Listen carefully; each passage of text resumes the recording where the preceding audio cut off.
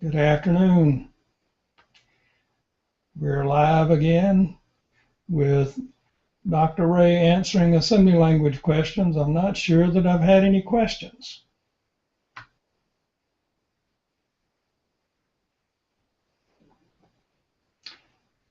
Well, apparently we have no viewers at this point, so I don't see the point in putting a lot of effort into the conversation.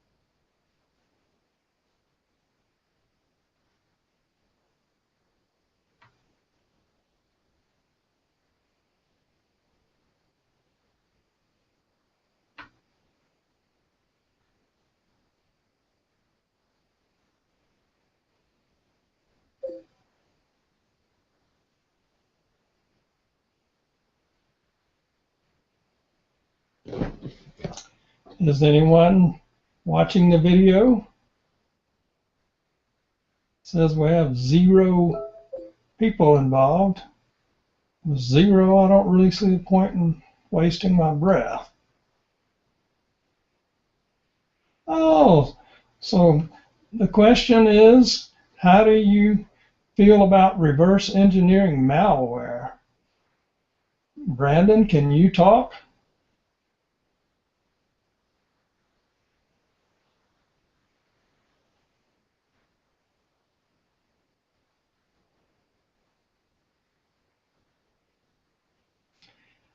Well, I think reverse engineering malware is probably something that people do. I think malware in general is pretty close to evil. So reverse engineering doesn't make it better unless it's done for a different purpose.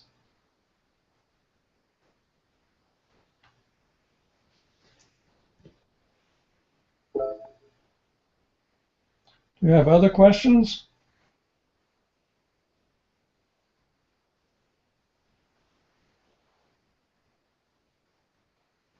Okay, and I think I will switch to the EB window indirectly.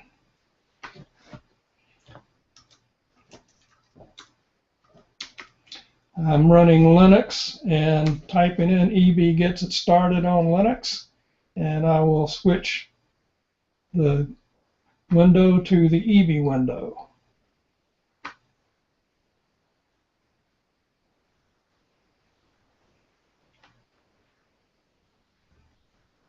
Says Brandon cannot talk.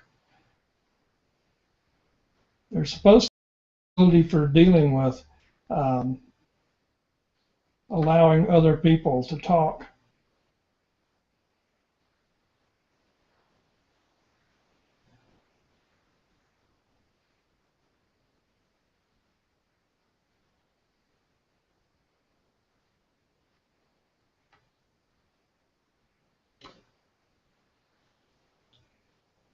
I don't see any other choices for people to view.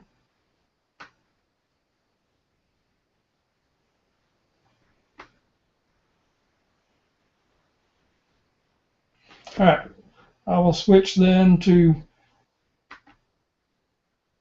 displaying EB.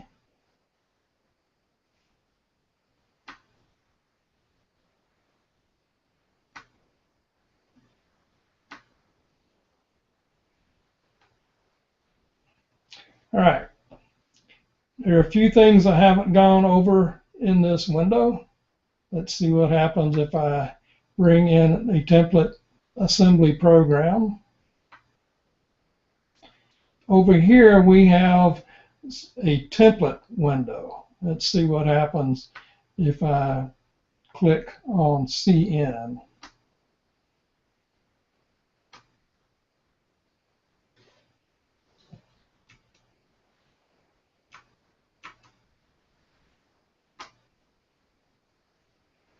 All right, so the if worked. Intent here is to have a series of statements, and I need to customize it for assembly language. Down at the bottom we have a library, and the library is a collection of files that needs to be further developed, but we have assembly, and we have Linux, Mac,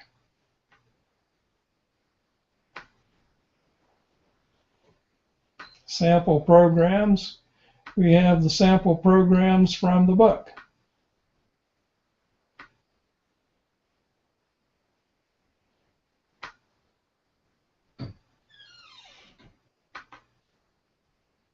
So if we click on int.asm, I guess you may not be seeing this. It's hiding from you.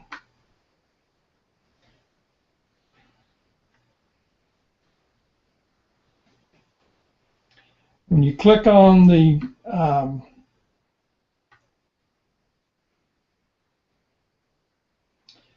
library icon down at the bottom of that menu, then you see this window. And by clicking on assembly, you see a variety of things about assembly. Here, registers. There's an overview for registers.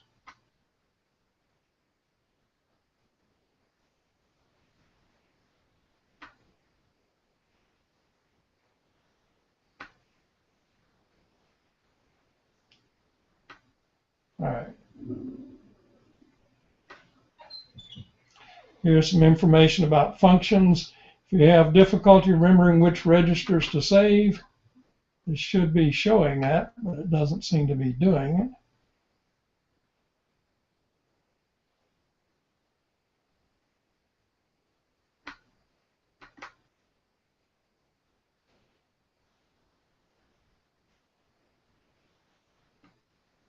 Oh, we're seeing all the things. All right. And I think I'll clear this out.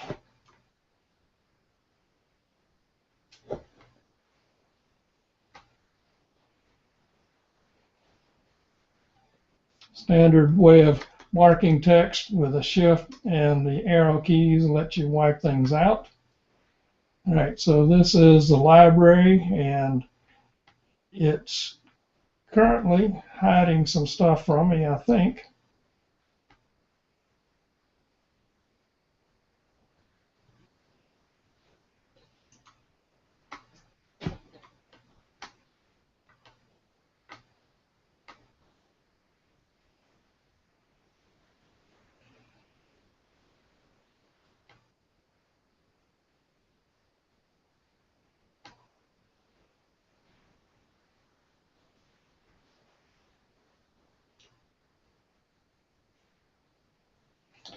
All right. We're not seeing the pieces of the library as they're supposed to be today. All right. Last time we ran, we had a problem with some of these options for the editor. So if you're trying to do edit and you look down here, indent, we have the cursor on line 5, we hit indent and it shifts it to the right. And you can also do the control key and a greater than, which sort of resembles greater than being shift right and C, and control less than does that for this also. And if we mark some lines, then control K gives us comments. So if we look at the edit window, we see comment, control K, uncomment, control U. And it works on the lines that are marked. If you don't have a line marked, it works on the current line. So we control K, control U, and we marked and unmarked that. And I think I should tell it to quit showing me the tool tips. I'm a little tired of seeing them.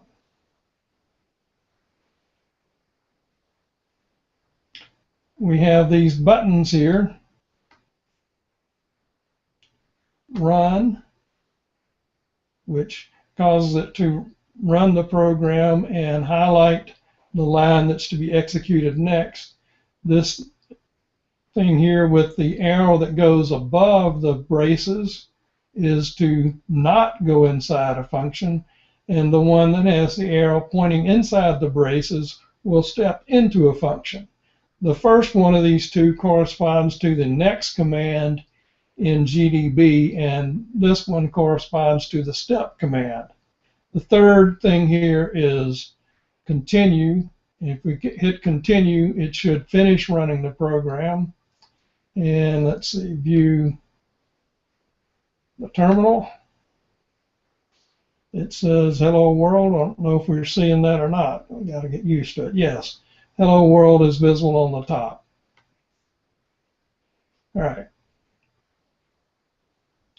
And we can drag this down below and put it in above the others, or we can combine it with the others. So now we've got a tab input, or excuse me, tab dock windows collection with all these different things. All right, there's a backtrace command and a backtrace window, and if we tell it to run the program again, then it shows us that the current state of the program is in line, it should show us there, 14 of hello.asm. And if this were more involved, it would show more stuff. You can get this from within GDB by doing BT or typing out backtrace.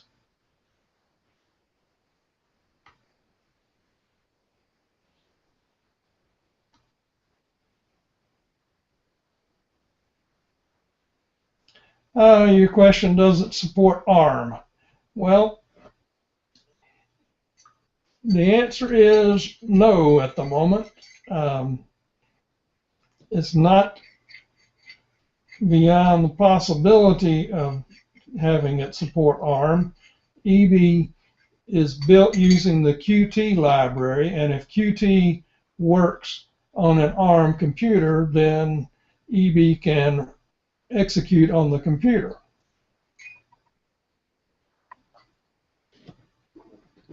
I'm not exactly sure how much of the EB code for dealing with assembly language is x86-64 specific, but it shouldn't be nearly as much trouble as starting from scratch with a debugger to start supporting ARM. Thanks for the question. So, if it's the same basic syntax, then that will help a little bit, but the editing should be identical. The commands, assuming that the computer sports GDB would be the same. So the clicking on the green icon would do the run command, and the step, etc., would be similar. The only issue is finding line numbers in the file. With C and C++ and Fortran, EB gets adequate information about line numbers from GDB. With assembly language, it gets enough information to know line numbers, but it doesn't know hardly anything about data. It just knows the address of global data items. So assembly language works fairly well under Linux, but directly under OS X, it does not work too well. EB generates its own translation from line numbers to addresses in the code and the reverse, so that when you're running the program, if I'm running under Linux, I get back a line number in my source code. If I'm running under OS X, I get an address, and I have to look the address up in my collection of information to translate. It's a QMAP to translate from address to line number, so that I can highlight the next line to execute.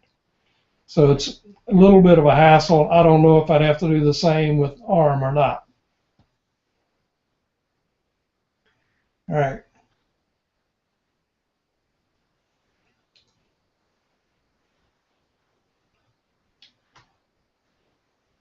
I think I will tinker with the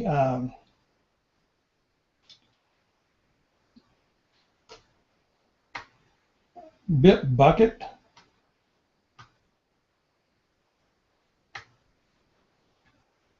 So view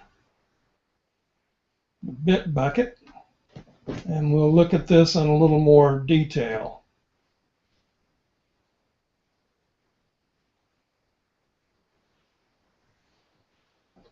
All right, so I'll tell Google Plus to display the Bitbucket. I think it's showing me now.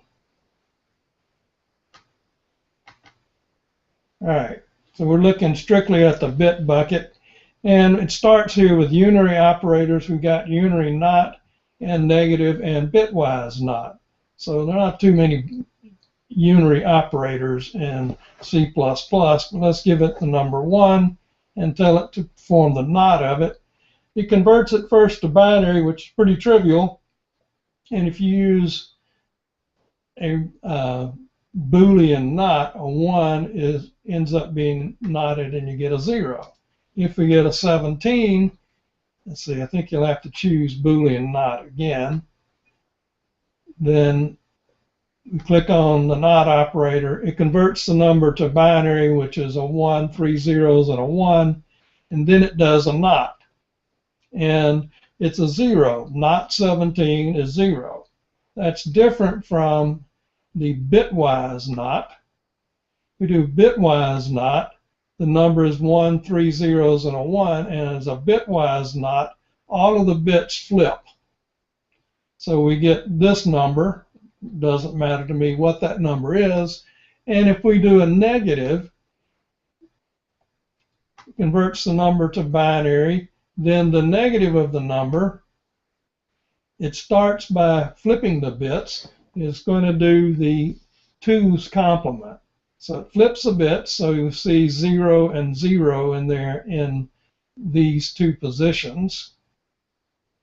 And then one more flip, add 1 to it, and we get this number, which has all 1s except for a 0 right there. And that would be a negative 17. All right, so we've got unary operators, binary bit operators. So we have, for this, we've got a few things that aren't in the C language, that at the bottom, rotate left and rotate right. I've made up symbols for operating on that. But we have Boolean OR and bitwise OR. So let's do a Boolean OR. we have two inputs for an OR. Suppose we have 7 and 21. If you do an OR, it converts everything to binary, but the result is operating only on these on the bits to see if it's a OR. Let's try even numbers, 4 and 21, and do a Boolean OR. 4 is true, and you get a true as a result. How about 4 and 20? 24, that'll be good. All right, to restart the Boolean OR, and what do we get? A 1. So let's try the bitwise OR. Only one vertical bar. Convert it, and with a bitwise OR, it does it to every bit of the number. So we get wherever either one of these is a 0, it gets converted to a 1, and where they're both 0, you get a 0. So let's try a bitwise AND. Excuse me, that's a Boolean AND.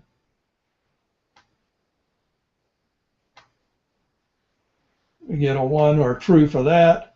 A bitwise AND. We see them converted to binary, and click on the AND symbol again, and there aren't any bits in common between the two. So let's change it to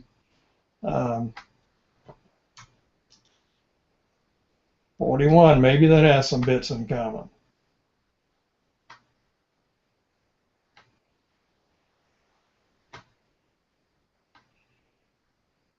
All right, so if you do a bitwise AND, then you see the place where there were ones in the two inputs, that bit is a 1 in the output. Now, this can all be useful for C++, C, or assembly language. So if we do exclusive OR, the definition of exclusive OR is essentially not equals.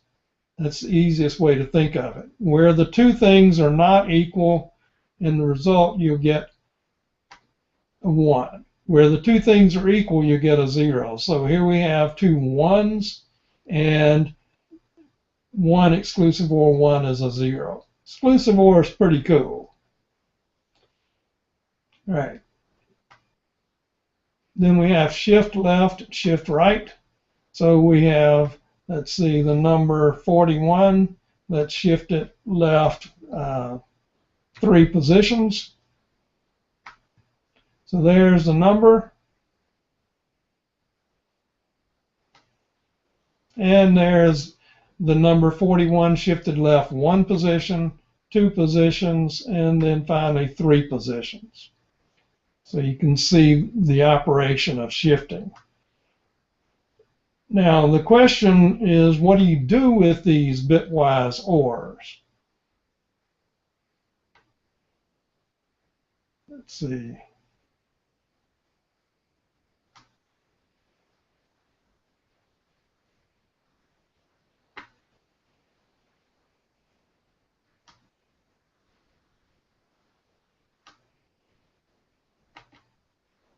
All right, so if you've got an OR, you can turn bits on. So let's do, I believe 0B is my format for binary. Suppose we wanted to set this bit of that number.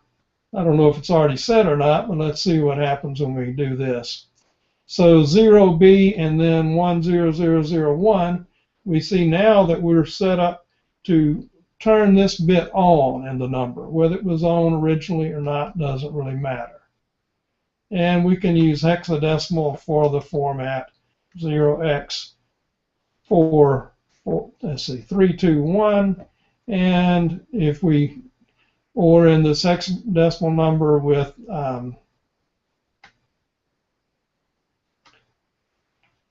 that binary number, then we see that the result has this bit turned on. Now, if you do an exclusive OR, the purpose of it is to flip. All right, so where we have a 1 in the second operand, it's going to flip the bit of the first operand, which is kind of odd. So we flip the bit. In my experience, I've preferred to clear a bit or set a bit. Make it equal to 0 or make it equal to 1. So how do we make it equal to 1?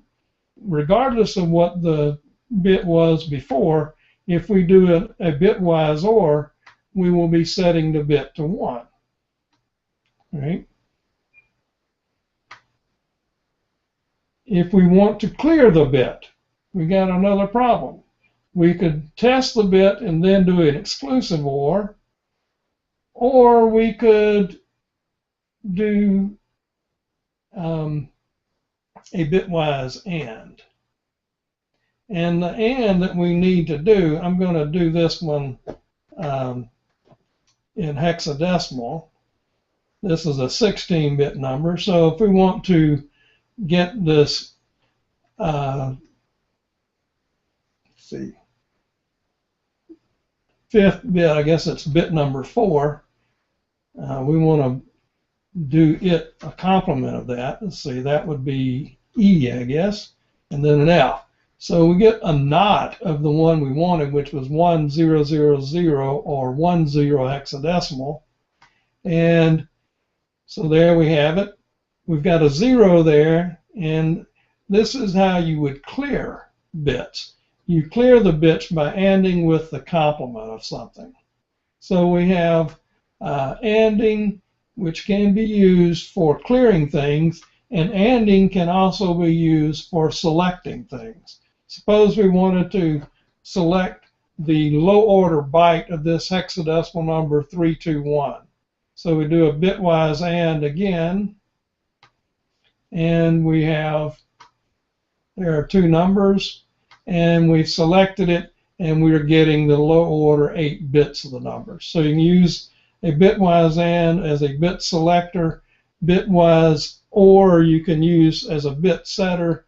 You can use a bitwise AND with a complement to be a bit clearer, and exclusive OR bit flipper. Why do you need to flip a bit? I don't know.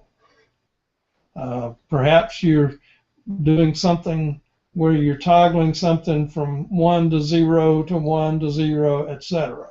Shifting left, shifting right, and then rotate left and right. I think I will skip that.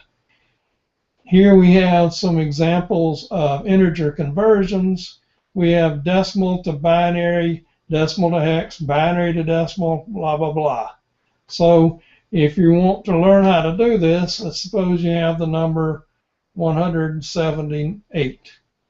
To convert that to binary, you click on to binary. The number is 178, and I'll stretch this out a little bit. The comment gives you a little information. Value ended with FFFF, copy to column 3, click to binary again, and you divide by 2. So n divided by 2, the 178 divided by 2 is 89, and n mod 2 is a 0. So we've got one bit as a 0. Which bit is that? Well, it'd be kind of hard to figure out that the higher bit is a 0, so that must be the low order bit. So let's go one more time. Now we divide the 89 by 2, we get 44 and a 1, and the new pattern we have is 1, 0. So we're tacking on bits on the left as we divide by 2. Divide 44 by 2, we get 22 and 0. Divide 22 by 2, we get 11 and 0. And I need to stretch my window a little bit.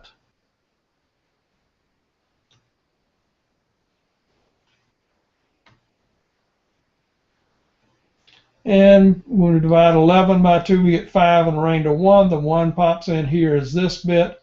5 divided by 2 is 2 with the remainder 1.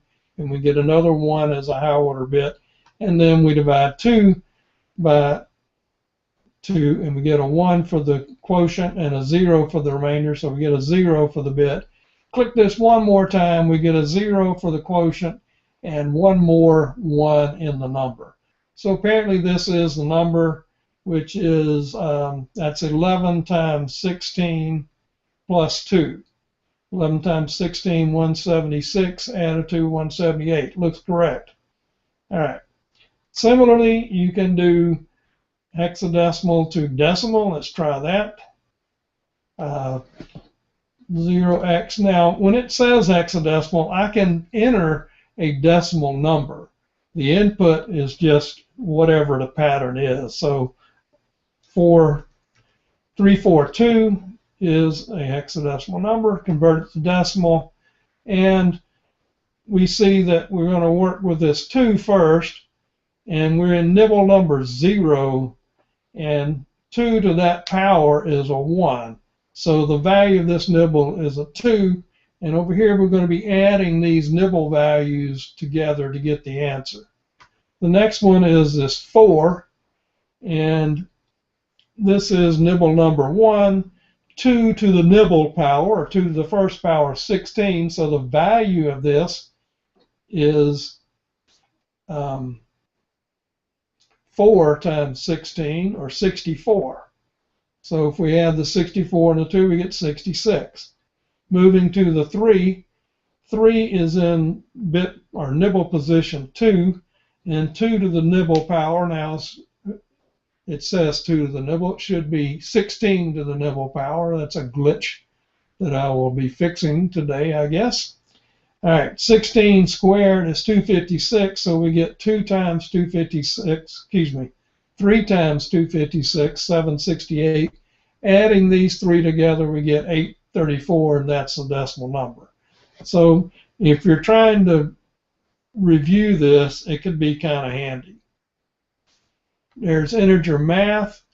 It does addition and multiplication. I will work on multiplication. Let's do the number 67 times 11. All right, so looking at our numbers as binary numbers, 67 first is a 1 over here in the 64 position, and then 1 and 1 there. And the 11 is 1011. When we multiply the first partial product, you multiply this 1 times this 67, so you get a 67 right here, which is the first number, or A, shifted left 0 position for the bit that's in the 0 position. And then the next one we operate on is this 1 that's in red here. And for this, we shift the 67 left 1 position. And the next one to work on is this one here, which is in the bit number 3 position. So we shift it left 3 positions, and then we're ready to add. And I'm not going to bother to go through the steps of the addition, but if you have any practice with binary numbers and addition, you probably will agree that that's correct. There are also float conversions in here. Let's try hexadecimal to float. Let's make something kind of weird. How about 0010000?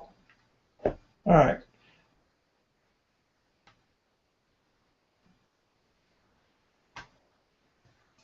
The sign bit of that number is 0. The number is positive. The exponent field is bits 23 to 30, this range here, those 8 bits. So it had a 0 there, so it means it's a denormalized float, which means it's a very small number. And a denormalized float has no implicit 1 in the fraction part of the number. So the number, the fraction value, is the bits to the right of the exponent. 0, 0, 0, let's see, 1, 2, 3, 4, 5, 6, 7, 8. Yeah, 0, 0, 0, 1 as a binary number. So the number is 0.001 times 2 to the negative 26. So it's a very small number. And as a decimal number, it's about that small. So let's do that again. Hexadecimal to float, a more natural looking number would be something like the first number is a sign bit, so let's make it, let's see, F, I've got to do 0xF,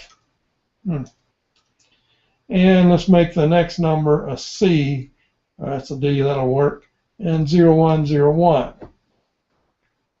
We have enough values. We got 4, let's put 2 more zeros in there. Converting this to float, number converted first to binary, and the first bit here is a 1, so the number is negative. The next 8 bits are the exponent field, and the number is 250. But the exponent is not 250. The exponent is 250 minus 127, which is referred to as the exponent bias for a float. So when you subtract 127 from 250, you get 123 for the exponent. And the fraction field is the rest of these bits. And the way a normal kind of floating point number works is it has, if it's not 0, 1 point and then all of these bits in red. So the fraction field is all of these parts in red, but if you put in the explicit 1, the number is going to have 1.0000000, then 1 times 2 to a power. And that number is 2, son of a gun, the 123 power. So converting that to a float, we get the value is, for the 1, that value, and then for this 1 over here, that one is 1 times 2 to the 116 value, and you convert that and then add the 2 together, and you get a strange number. Still, we're dealing with very large numbers. So if we're trying to get a more moderate size floating point number, how about if we do 0x42? Knowing that the bias is 127, which is 3F, then, 7F, then if I choose about half of that, 4.2 is a little bigger than half. That's going to give me 129 minus 127, so I'll get an exponent. Let's see, 130 minus 127, an exponent of 3. So let's give it 1, 2, 3. And let's see, we need to have 8 things in here to make it a valid float. Float converted to binary, and then the 0 for the sign bit, so the number is positive. And the exponent field is all of that, so we'd have 132. Excuse me, I said 130.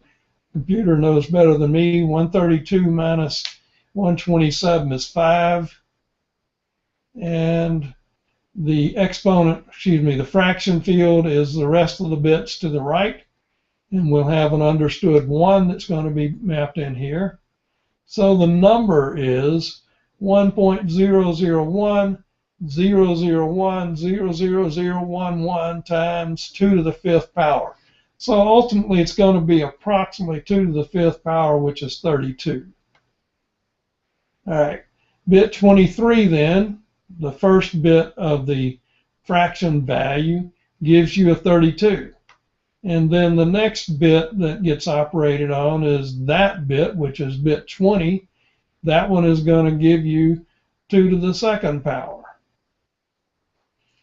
Now you could do this in a variety of ways. You could work on this number as a fraction and then multiply it times 32, or the way I'm doing it here, each one of these bits gets operated on as a separate specific value. So doing another one, we get 0.03215, and you'll notice we're getting, at this point, negative powers of 2, and we add them up, we get 36. So it's a little more than 32. And it has float to hex. Let's give it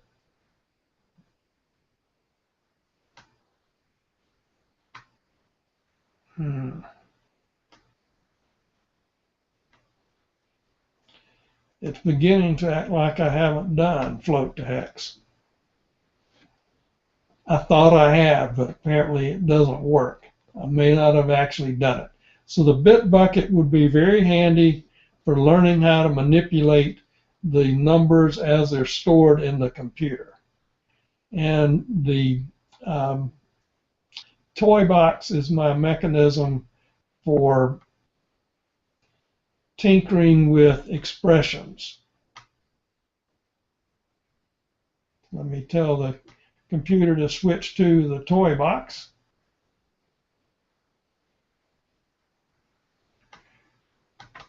All right, in the toy box we have 2 tables. The top table is a table for variables. So if I give it the values A, B, oops, I thought I had tapped with my trackpad thing here. And these are all 1, so let's give them the values 1, 3, and if we add these together, how about 5? So we'll get 9. Let's try 4. So we get 8. If we want to do average of these numbers, we can do A plus B plus C as an expression down here, and then we can do it. And it says it is an integer, and as a decimal, the value is an 8. Oh, I forgot to divide by 3. I said I was going to do an average, but you can see the expression so far is so the average of those computed as an integer is 2. You don't get a fractional part until you do something to convert at least one of these numbers to a floating point number. All right, and when we do 3.0, the type of that is decimal, so we get as our result 2.6667. So when you did the divide by 3 the other way, you got a truncation of the number. And you'll notice it was a type double. Now let's see if we change this number A to type float. What type expression do we get? We get type float, 2.667. Now looking at this float, we've been tinkering very briefly with the fields of floating point numbers, and this could be a bit of a challenge to see adequately, but I'm going to make the window bigger.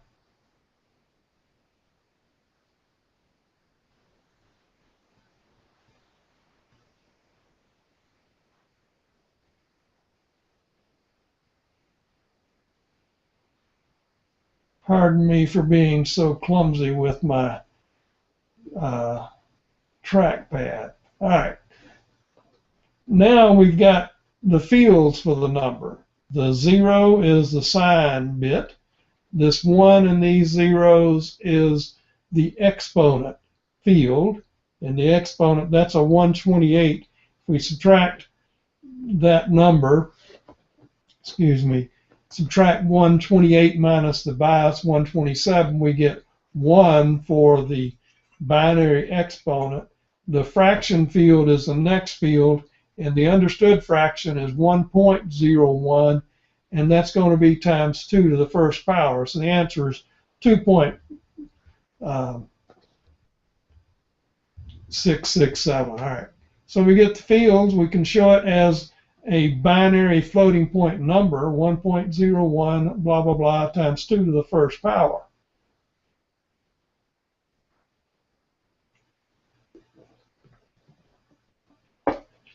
And we can look at it in pure binary, look at it, it's kind of boring in binary, look at it in hexadecimal, and we see these numbers. Let's give these things some bigger numbers. How about 10, 30, and we can leave a 4 there, and we do it, and we can see this.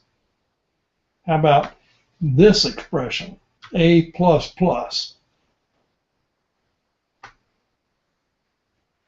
Well, son of a gun, A was 10. When you execute A++, the toy box lets you see that A is changed to 11, but the value of the expression is 10. Well, let's try ++A. Here, it incremented the A from 11 to 12, and the value of the ++ expression is 12. So you can see the difference between A++ and ++A. How about ++A++?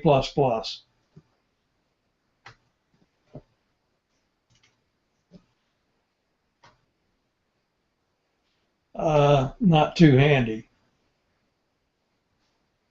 L value required as increment operand. It doesn't like that ++ at the end of that. So this is illegal. How about +1?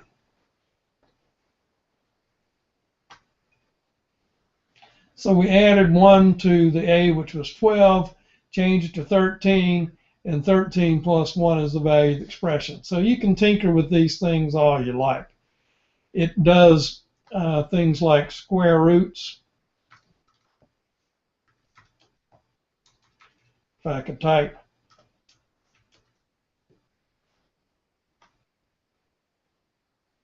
Your expression is empty. It's not really. All right, I don't know what. I clicked on the wrong one, I guess.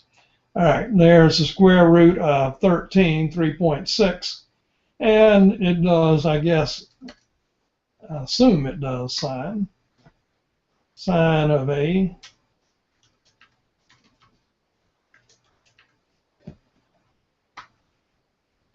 All right, not that that's meaningful to me.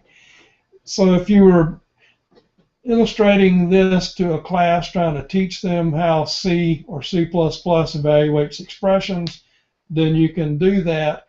And this would be handy kind of early on in a programming class where they're not really ready to write complete programs, but they need to learn how these expressions work. All right, we switched the language to Fortran.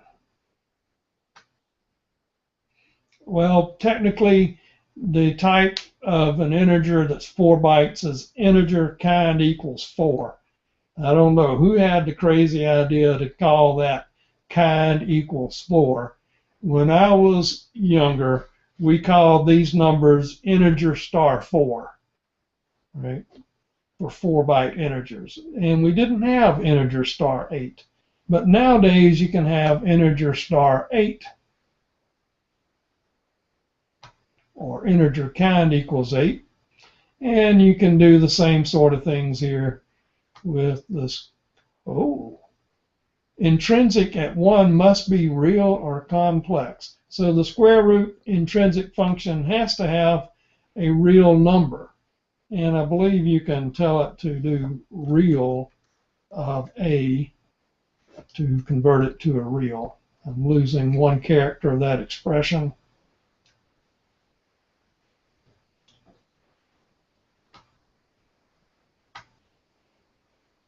All right, so in C or C++, it converted the number for you to do the square root, and in Fortran, it wasn't happy with that A as an integer *8.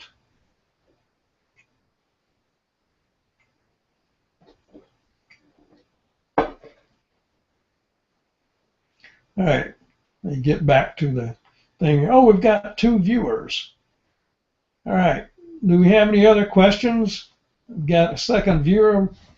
You could give me a question just to identify yourself. Then I might or might not pick at you. You don't really know. Be brave.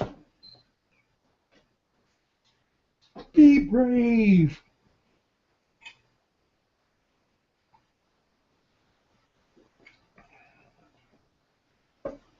Well, I don't see a question forthcoming.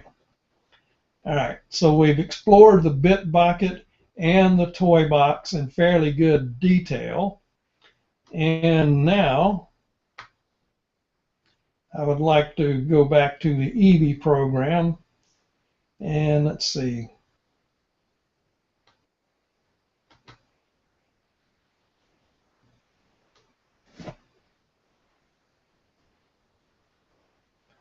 That's where it was hiding my code from the I was trying to input stuff from the library. It wasn't working because the library window that it was doing it in was hidden.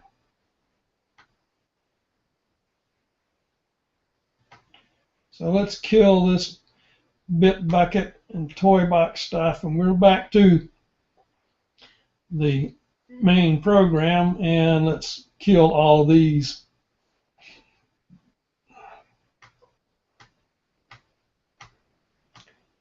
And now the window can be smaller and still be effective. Now let's try going back to this library again. I don't know if this is visible to you or not. I don't see it showing anyplace. Oh, there it is. So you have functions, and we have I tried to drag, and I'm not good at it. Function parameters. So if you click here, let's see if you've been shown this window. Yes. So in this window is the file that's named function parameters. And you can see it's assembly language code, and it starts as something that's already copied to the clipboard. So if I go in here and I want to remember the function parameters for assembly language, then I can do Control V, and it copied the stuff on the clipboard. So I now can recall something I would have a hard time remembering, that RDI, register RDI, is the first register for a parameter. For parameter 2, it's RSI. Parameter 3, RDX. 4, RCX. 5, R8. And 6, R9. And for floating point parameters, the first 8 can be in registers XMM0 through XMM7. And other parameters, if you got a bunch of them, would be pushed on the stack. Still see no questions. All right. Going back then to the code, I'll kill the library piece that I have there. There's also registers to save. It says a called function must preserve RBX, RBP, and R12 through R15. These things are rather arbitrary, so I found that I have a hard time remembering them for a real long time. So that's the use of the library. Do we have any other questions for today? I haven't really gotten into doing any actual assembly programming because I'm trying to coordinate at least moderately with the class that's going on. All right. Next, I'm going to undo the change to my code. Go to the edit menu and do undo, which is Control Z, and we're back to this. Let's tell it to do, let's see if we can drag this thing over to the left a little bit. Yes. That little toolbar. Tell it stop running.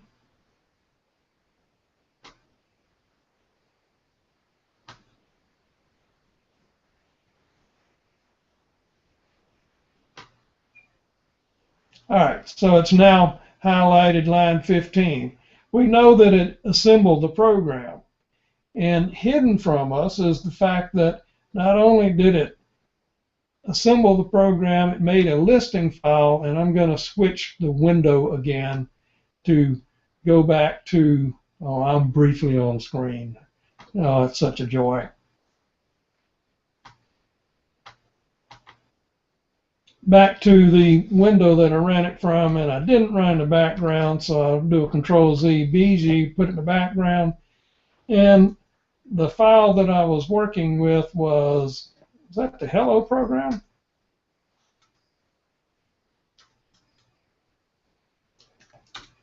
I think it was. All right, so at 1356, which was just a moment ago, hello.lst, this is a listing file. So I assume that this is big enough for you to see at least a little bit. I'm going to make it bigger. And vi hello.lst. So here we see, apologize for the colors, I don't have time to spend changing that. We have line numbers from the source file.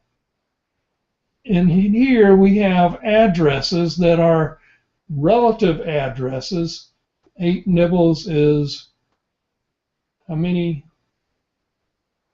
It's 8 times 4, 32 bits. Addresses are technically 64 bits, but the data that's going to go into the data segment part of a program or the code segment, these are going to be essentially limited to 32 bits worth of addressing.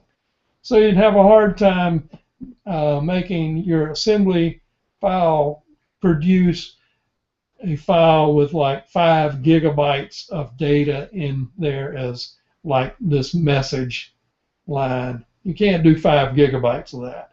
And you can't have 5 gigabytes of instructions in your file. It's a minor problem, right? Following these addresses, we get values which are the actual numbers that are in the program. You'll notice here we've got 0 for an address, and then we get 0 again. Here we have segment.data, and here we have segment.text. Your code is divided up into 2 segments, or at least 2 that we see here. And the data segment is for the codes, for the data of your program, and the text segment is for the code. So after segment.text, a little further down, we have main, which identifies where main is. And you can see we have 0 again, and we got 5.5. 5.5 is the push RBP instruction. Up here, hello world, and a 0A is an H is a 4-8, and 8, of course, is the 8th letter of the alphabet. And E is the 5th letter, and it's a 6.5. 60 hexadecimal is the offset for the lowercase letters, 40 for the uppercase letters. So we get hello world, and 0A is the new line character, and YASM doesn't put those in with \n. I don't know why they chose that. That's a bit annoying. You can flip back and forth between the text segment, the data segment. There's a BSS segment, and technically I guess there's a stack segment, but you don't specify things of this type on the stack. The stack just is. All right. So we see several different instructions here.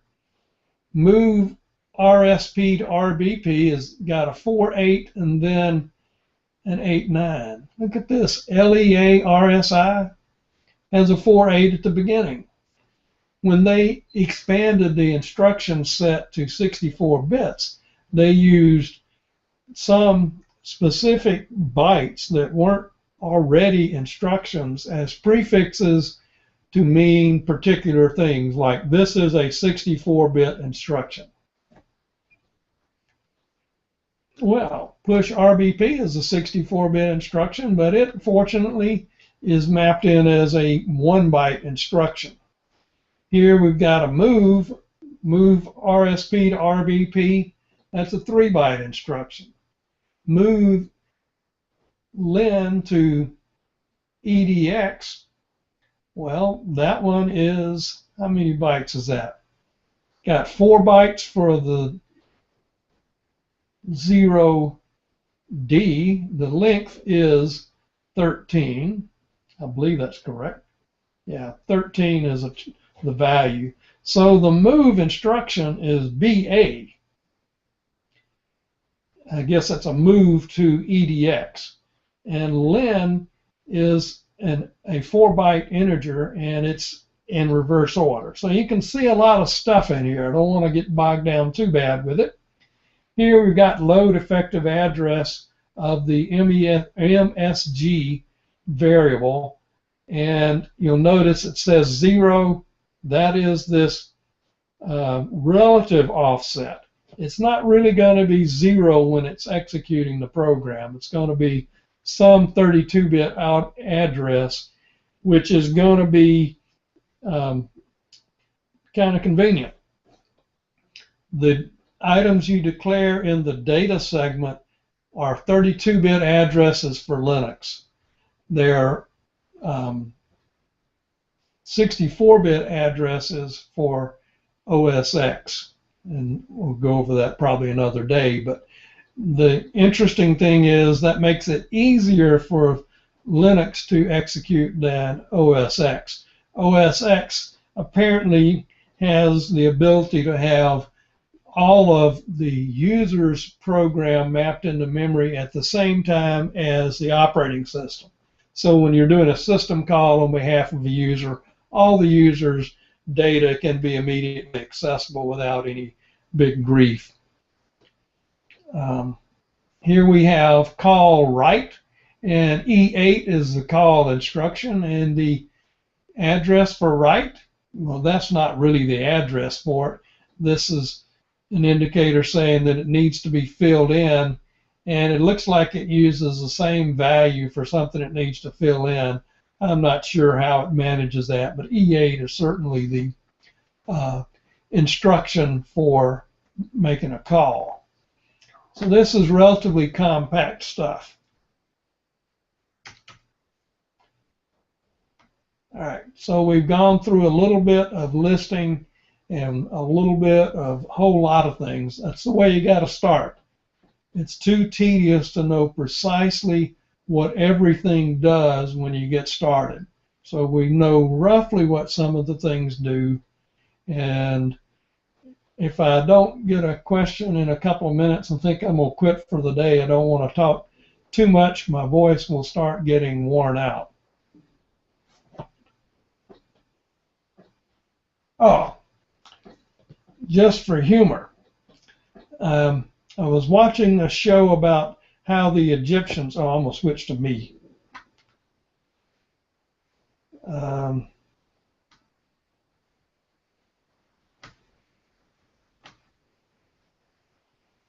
I think I'm visible now. I was watching a show about how the Egyptians built the pyramids, and it claimed that the Egyptians who built the pyramids were not slaves. They were well-paid workers that the Pharaoh took good care of. Medical care. It said that they worked 2 days out of 3, which is a smaller fraction. 2/3 is smaller than 4. Excuse me, is smaller than 5/7. They may have worked more than 8 hours on those 2 out of 3 days that they worked, but it doesn't sound extremely bad.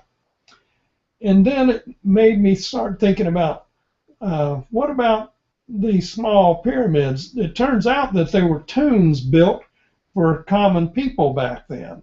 So it became interesting to me to think about the possibility that the pyramids may have evolved from tombs for ordinary people, and people with a little more money could build a bigger tomb, and they build them as pyramids because it's a fairly easy thing to build up.